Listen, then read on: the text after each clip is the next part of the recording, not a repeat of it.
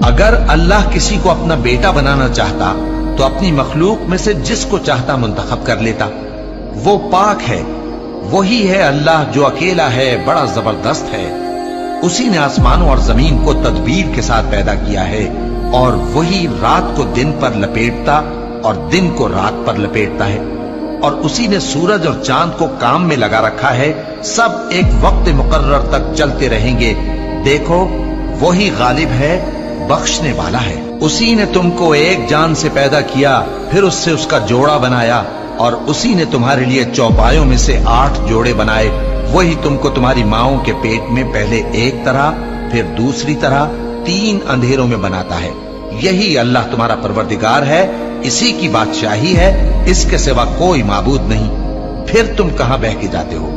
اگر ناشکری کرو گے تو اللہ تم سے بے نیاز ہے، اور وہ اپنے بندوں سے ناشکری پسند نہیں